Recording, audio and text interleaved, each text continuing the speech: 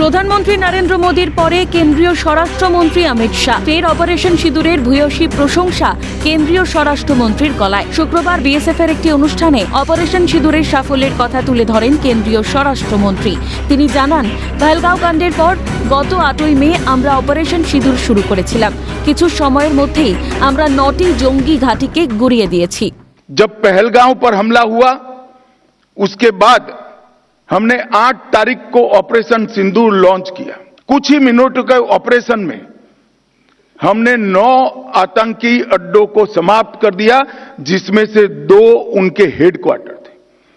मगर उसमें बारीकी से समझने की यह बात है कि ना हमने पाकिस्तान के सेना के इंस्टॉलेशन को कभी तबाह किया, ना कभी एयरबेस को तबाह किया। हमने सिर्फ और सिर्फ आतंकी अड्डों को ধ্বংস करने का काम किया। ভারতের জবাব দেওয়ার উদাহরণ দিতে গিয়ে পুরীর প্রসঙ্গ টেনে আনেন কেন্দ্রীয় স্বরাষ্ট্রমন্ত্রী। ওই ঘটনায় ভারতীয় সেনাকে পুড়িয়ে দেওয়া হয়েছিল। উরির প্রসঙ্গ টেনে অমিত শাহ বলেন, সেই প্রথমবারের জন্য আমরা জঙ্গিদের ঘাঁটিতে ঢুকে সার্জিক্যাল স্ট্রাইক চালিয়েছিলাম। পুলওয়ামার জঙ্গি হানার পরেও বিমান হানা চালিয়ে কঠোর জবাব দিয়েছি। में हमारे जवानों पर किया, उनको जिंदा जला देने की हिमाकत की और हमने सर्जिकल स्ट्राइक कर पहली बार आतंकी ठिकानों में घुसकर आतंकवादियों को जवाब देने का काम उरी के बाद तुरंत किया।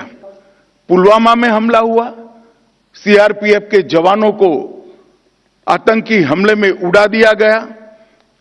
भारत की सेनाओं ने एयर स्ट्राइक कर इससे उरी से कठोर जवाब देने का प्रयास किया। প্রসঙ্গত গত মাসের 22 তারিখে জম্মু কাশ্মীরের পহেলগাঁওয়ে ভয়াবহ জঙ্গি হামলা হয়। ওই দিন ধর্ম জিজ্ঞেস করে নিরীহ পর্যটকদের তাদের পরিবারের সামনে হত্যা করে পাক মদতপুষ্ট জঙ্গিরা।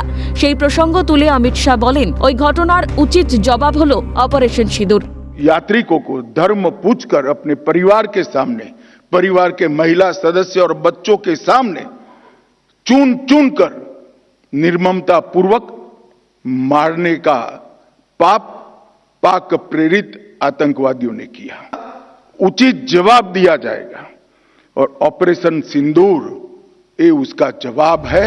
পাশাপাশি তার বক্তব্যের মধ্যে উঠে আসে অপারেশন সিঁদুরের প্রসঙ্গ। তার দাবি, অপারেশন সিঁদুর সন্ত্রাসবাদের ইস্যুতে পাকিস্তানের মুখোশ খুলে দিয়েছে। ভারতে ঘটা জঙ্গি হামলার নেপথ্যে যে পাক মদত রয়েছে এ নিয়ে কারো মনে কোনো সন্দেহ নেই। सिंदूर और उसके बाद की घटनाओं के कारण आज पाकिस्तान पूर्णतः एक्सपोज हो चुका है। में जो टेररिज्म है वो पाक स्पॉन्सर है। पाकिस्तान के टेरर के अड्डों पर हमला किया, जवाब पाकिस्तान की सेना ने दिया। उनके आतंकवादी आका मारे गए, उनका जब नमाजे जनाजा जब हो रहा था, पूरी दुनिया ने देखा। इनके कॉफिन को कंधा भी दे रहे थे और वहां नमाज पढ़ने के लिए उपस्थित भी थे। एक प्रकार से अब तक पाकिस्तान जो डिनाई कर रहा था वो आज दुनिया के सामने ऑपरेशन सिंदूर के बाद पूर्णतया एक्सपोज हो चुका है कि भारत में टेररिज्म पाक स्पॉन्सर टेररिज्म है। इसमें अब दुनिया में किसी को शंका नहीं। যদিও পাকিস্তানের বিরুদ্ধে ভারতীয় সেনাবাহিনীর এই সাফল্য নিয়ে অমিত শাহের দাবিকে বিত্তে ছাড়েননি কংগ্রেস নেতা অধীর রঞ্জন চৌধুরী। তার দাবি, সেনার এই সাফল্য নিয়ে রাজনীতি করা উচিত নয়। पार्टी नहीं, हमारी देश की बहादुर जवानों की बात ज़्यादा करना चाहिए। आप ऐसा ना करें कि सारे हिंदुस्तान की जवान आपके पार्टी की कैडर है, ऐसा नहीं बात। सारे हिंदुस्तान की बहादुर जवानों ने, जहांबाज जवानों ने जान नौछावर करते हैं। आज से नहीं, आज़ादी की समय से ये देश के लिए, देश की सुरक्षा के लिए और देशवासियों की रक्षा करने के लिए, आज से नहीं।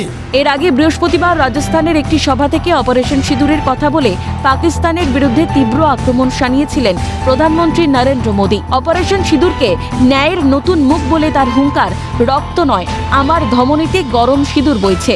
मोदी का दिमाग ठंडा है, ठंडा रहता है, लेकिन मोदी का लहू गर्म होता है। और अब तो मोदी की नसों में लहू नहीं, गरम सिंदूर बह रहा है। অর্থাৎ জঙ্গি হামলার যে কোনো ঘটনারই সমুচিত জবাব দিতে মোদী সরকার বদ্ধপরিকর, সে কথা স্পষ্ট করেছেন অমিত শাহ। পাশাপাশি অপারেশন সিঁদুর সন্ত্রাসবাদ ইস্যুতে পাকিস্তানের মুখোশ খুলে দিয়েছে বলে দাবি স্বরাষ্ট্রমন্ত্রীর। ক্যালকাটা নিউজ।